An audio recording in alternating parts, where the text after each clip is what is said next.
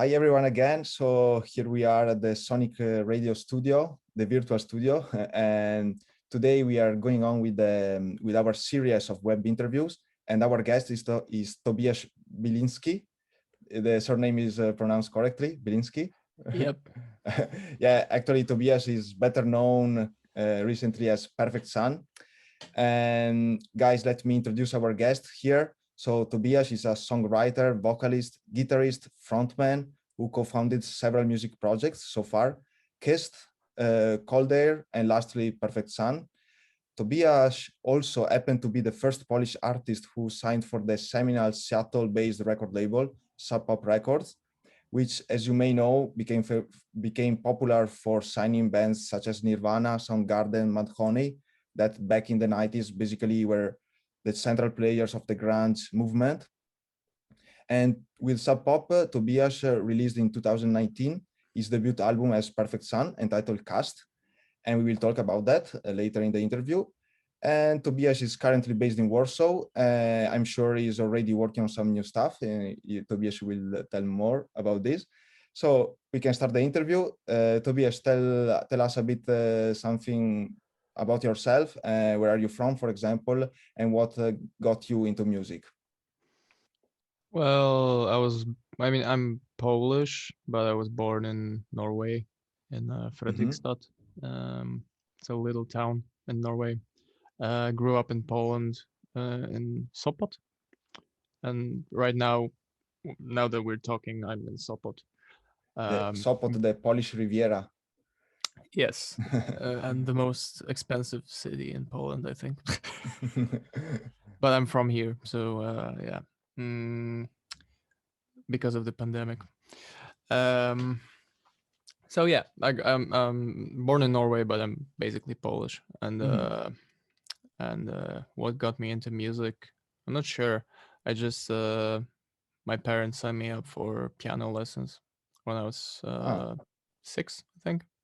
So yeah, I was just playing piano for a long time. It was looking like I was gonna just be a professional piano player. So a kind of classical background. Yeah. Not like music school. Like I still don't know music theory. So do you confirm it's possible to sign for Sub Pop Records without knowing musical theory?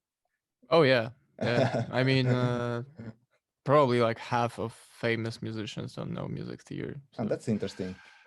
Yeah, I would guess so. Or at least, I know a little bit of it, but not like great. Anyway, yeah. And then when I was like in my teens, like 13 or 14, I started discovering like indie music and stuff like that. So I decided I wanted to buy a guitar and then a drum kit. So wow. My mom was terrified. I stopped playing Chopin and I just started playing like, other stuff. Nirvana, maybe? No, actually, I was never a fan of Nirvana. It's not that I don't like them, but I don't really care. No, I ask this only because there will be time about talking about Sub Pop Records, but Sure. yeah. But so okay, so this is like the origins of I would say Perfect Sun because it's your like your last identity, but but talking about your path, your music path, so you were playing, founding other projects, Coldair, Kyst, I don't know how to pronounce it. It's a Polish word. No, it's a Norwegian word. A Norwegian word, yeah. But Kyst is fine. No. Kyst, yeah. So you were doing pretty well with these projects, but then you wanted to start something new. Why? Yeah, I'm kind of hyperactive, so I started Kyst as a solo project, and then I started it in Norway when I was there for one grade of high school. So I was living there, and I started it, and then I came back to Poland, and so it turned into a band with a few friends from Sopot, and we were doing pretty well actually. We were playing a lot of festivals, and there was a little bit of like buzz, and I don't know if you could call it hype, but like we were kind of popular in the indie thing. And then some like personal stuff happened, like so we had to split. Yeah, Um, it's pretty common. yeah, it was just one of the guys was living in Berlin, and we were living in Warsaw and Krakow, and it was like it was just a pain in the ass. So we just all of us just started kind of started solo projects. I mean, I started Coldair when I was still playing in Kyst. I just needed like Okay. some kind of place, project place where I could make 100% what I want to make without any, without compromising, and then just doing whatever I want. So that was kind of my my thing, and I just it wasn't like it was a purely musical and like a practice thing. It wasn't like I started Coldair and I was like, okay, now I'm gonna. It wasn't like a calculated project. Yeah, I understand. There was a transition period. Yeah. Yeah, I was just like, I just want to fuck around with songs, and try to write like normal songs, I guess. And it happened the same with Perfect Sun? Kind of. With Perfect Sun, it was more like I was writing new songs after I talked to Sub Pop with about like releasing some new stuff of mine. I was writing new stuff, and I decided it just doesn't sound like Coldair. It sounds like something new, something that my sound really developed and changed, and I just didn't click. I really felt like I had to start something new.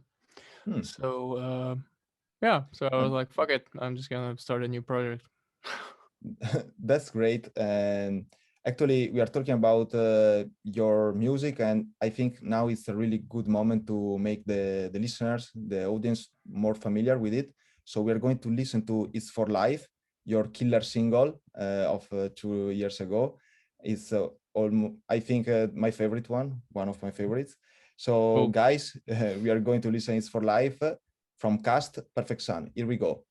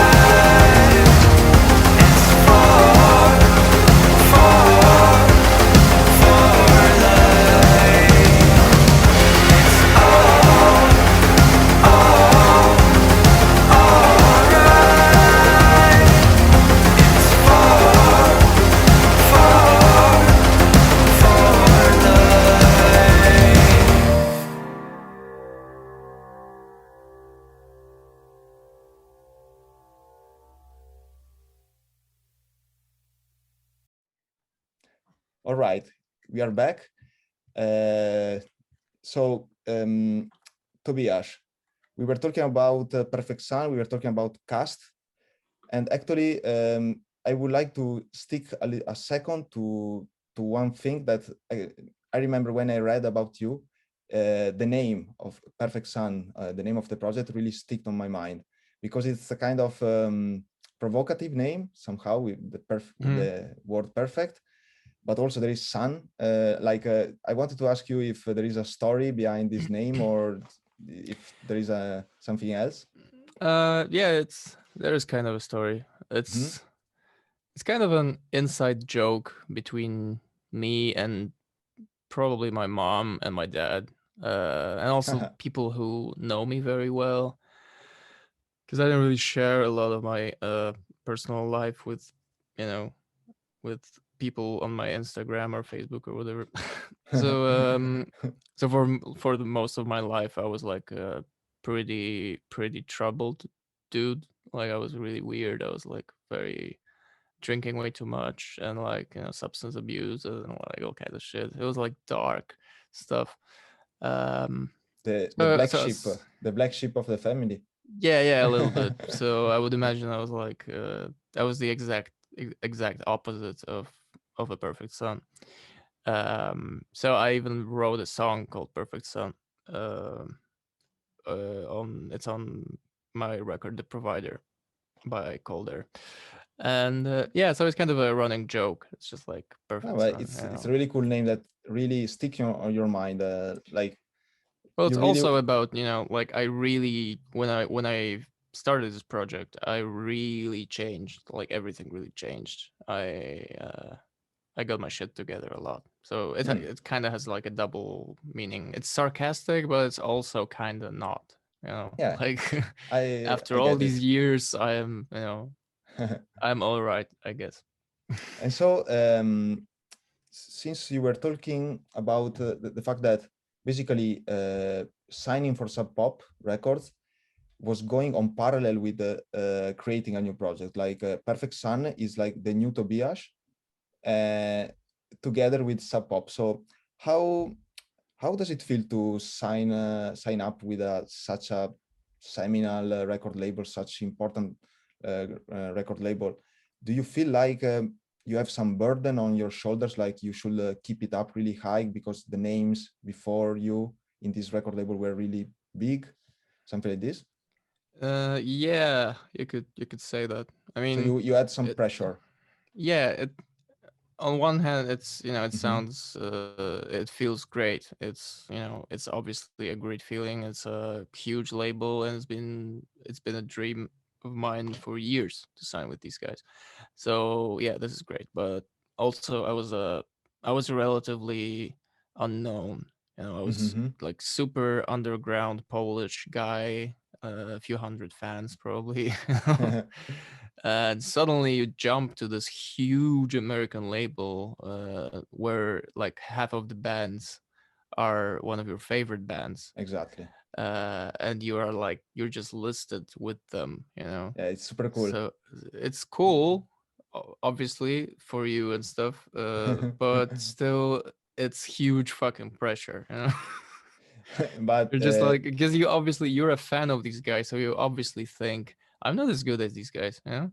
Like what the fuck, how am I supposed to, you know, like be as good as you know, Well, the but Shins. there is a reason why you are there together with Yeah, them. sure. It's just So like, it just feels yeah, strange because like there's Chad Van Galen, you know, I'm a I know. huge fan. Actually, we are going to broadcast one of his songs Oh, during great. this show because this episode is dedicated to Sub Pop Records, all the Oh, artists cool. we are broadcasting. And actually, I wanted to ask you if you are a fan of some members of the family. So you just mentioned Chad. Yeah, Other. I've been a huge fan of Chad for years, and Fleet Foxes Mhm. was one of the first indie bands, like indie folk bands Yeah. I was listening to. Beach House, Yes. obviously. Father John Misty. Sorry, just some construction going on. Don't worry. Father John Misty and the Shins. It was The Shins, just yes. Shabazz Palaces. So in general, more the indie scene. You are like not more heavy music or like No, coming from because the I've grunge. never been like a fan of this kind of Okay, stuff. I can okay. appreciate bands like Mudhoney Mhm. and you know, and obviously Soundgarden and Nirvana. I'm not saying they're bad bands. It's I'm just a not my it's not my vibe. You know. I'm a super fan of Dinosaur Jr. Sure. Yeah. Yeah. So Yeah. They constantly sound. well, don't Oh, worry. I will well, try sorry. to denoise it. So Uh, okay, so we are talking a little bit about the Sub Pop Records family, but actually I wanted to jump back to Kyst, your debut album as Perfect Sun. And so I could say that basically when I started listening to you from Perfect Sun, but obviously then I went back in the history and I started listening to Coldair. And I really feel that in the album The Provider, the last album from the Coldair project, I think the kind of the trace, the basics of Perfect Sun were there. I really feel that you in Perfect Sun you are following on the same path, but in Perfect Sun in Kyst especially, I feel like that you are following a more introspective path. Like your songs are talk about yourself, but also invite the listener to think, to to get inside in himself or herself. And also maybe it's a little bit darker the Kyst album. So I wanted to ask you if you can comment on this, and also if there is a kind of underlying message in Kyst or something like that. mhm. Yeah, I mean, I think you're right. Obviously, The Provider Mm-hmm. was the last record of Colder, and so it would make sense that Cast is kind of like the next step. Um, it's funny though that people say like, "Man, this record is so dark," or whatever. To me, this record is really it's almost sunny. You know, it depends on the perspective, I guess. Um, yeah, I mean, it's probably more introspective, but it's also it's maybe easier to relate to or something like that. It's actually the lyrics are kind of more optimistic because my life suddenly changed 180 degrees. I got married and I had a kid, and you know, it's kind of like growing up stuff. And as I said before, I was kind of a mess, you know. So it's a really kind of a record about kind of starting over, and you know, so it's it's actually really pretty hopeful, it's really about the perfect sun. kind of in a way, yeah. And but also I don't really, you know, I don't like to analyze this stuff too much because I think Mm-hmm. music should be, you know, I think the beauty of music is that somebody will listen to it and they will Yeah, find, you know, they will make their own story and maybe they will relate to it in a unique way. And I kind of don't want to, you know, pressure anybody yeah, and that's into feeling a specific way, you know. what is happening when I listen to your music, because It's great. there are some parts that really, if I listen to them in a more gloomy mood, Mm, I will stay in that mood, but because it's okay to stay in this mood. But sometimes I really think that they are sunny and happy music, and yeah. they make me happy. I'm cooking, for example, I listen to Perfect Sun, and it's really cool. Cool. uh, Always so good to hear. okay, so just a few words from you about the Polish underground music scene, the current one. Do you think something cool is happening, or it's kind of stuck? Um, Honestly, I don't really Or follow it that much Mhm. because, as I said, like I have a 2-year-old kid and I work a lot, and there's this fucking pandemic, Yeah, and so I'm kind of. Uh, I saw there's like a lot of stuff happening, but these like obscure bands, maybe you know them, maybe yes, you don't, like Lotto and Dynasonic. You know these yeah. bands, the I'm bands starting that following the play. scene. Yeah, the bands that play off festival pretty much. Yeah, Always. are you going So this year as a spec? is it happening? It's happening in theory. It's happening. In theory. Yeah. Sure. I mean, I should be fully vaccinated by then. So, Mhm. um, yeah, I want to go, Yeah. but it's hard. So maybe we will meet there because I'm also Yeah, going. Yeah, for definitely. sure. Yeah, and so okay, so really last question. It's a kind of a comment because in Sonic Radio we have a special slogan that says transmitting the echoes of the post anything era of the post Hmm. anything era. Because personally, I really think that you artists, current artists, have a really difficult burden currently. That is to say, you need to do something to invent new music or to do something exciting for the listeners in times where sometimes we could say that everything was already invented, something like a lot of great artists were before you. And so have you ever felt like this, like that is difficult to invent and to not kind of fall in like a replica loop, like you are doing something that was already done? And also, are you suffering a little bit from the pandemic situation that is making even worse because it's everything is worse also for this? Yeah. Yeah, I Yeah. mean, it's definitely hard to, like you said, Mm-hmm. everything was, was been done before. So you kind of just need to find, it usually at least it took me years to find this specific Tobiasz thing. Mm-hmm. I can't really name it, but I hear it. I know it when I hear it. Um, so you will always like repeat certain things because everything has been done before. So Yeah. you're always gonna sound kind of like somebody, but if you manage to squeeze in this like little your thing, then it becomes something totally unique. And I think this is the only way. You can't invent like new music.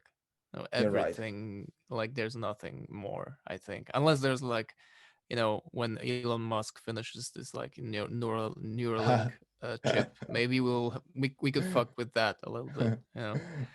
But yeah, yeah, there's nothing new. And as for Yeah. the pandemic, yeah, it totally fucked me up, man. In few I words. had COVID and it sucked. Oh. And um yeah, I had to move out of Warsaw because, suddenly my wife lost a job. Uh I lost basically all income because there were no shows and. Hmm. So we are now living in Sopot and I'm actually working as a translator Hmm. to, Norwegian, Polish. Norwegian Polish, yeah, Hmm. to somehow survive until it's possible to play shows again and stuff. So I really So hope that Sonic Radio will help you a little bit to have some yeah, really it small actually impact. feels good. It actually feels good to finally do something music business related. Because I've been I'm really translating like glad. super boring shit for the past Mm. few months, and I almost forgot I'm a musician. Um, yeah, but also the pandemic also makes it really shitty because you sit down to make music, but then there's this pandemic and you have no idea when it's gonna end. So you kind of think like, what's the fucking point? Like everything is pointless. Yeah, you. Basically, there's no shows. And like, yeah, it can get really depressing. So it's the first time that I hear these words from a musician, like said loudly. I knew Yeah, that this is the situation, but it's really sad to hear this from you. Actually, it happens. yeah, but actually, I think we need to stay positive because really slowly we are going back there to Yeah, yeah, concerts, yeah. to festivals. Already this season, we could already see this, and we really need to keep the fingers crossed and get vaccinated. Actually, because I will say that it is it's we are not here to discuss about this, but we could say that governments and institutions they will go for a like a either you are vaccinated or you cannot perform or attend this event, big event Yeah, especially. So I we are know going to this direction. it's controversial. It's controversial, exactly. I mean, I am getting vaccinated. Me I already too. got one dose, so I'm looking forward to the second one. I felt like shit though. Well, And But yeah, yeah. I mean, obviously, I'm not like super depressed, and I think it's never gonna end and stuff. I have a tour coming up in November, and I hope everything's Well, gonna work out. but I think that sad music or nostalgic or kind of depressing music is the best, like the most interesting music, at least for Sonic Radio listeners. So uh, if you are using this as a positive force to create new cool stuff like Kyst, we will be I hope all so. glad. So Tobiasz, I think now we are leaving you, and we leave you listening to another killer single that I really like, especially the video accompanying the single is Promises. It was a great pleasure to have you here in the Sonic Radio virtual studio. I Yeah, really thank hope you. to see you soon in off festival or whatever in Sopot even. And keep up working and doing great stuff, and see you soon. Yeah, Bye thank bye. you. Bye bye.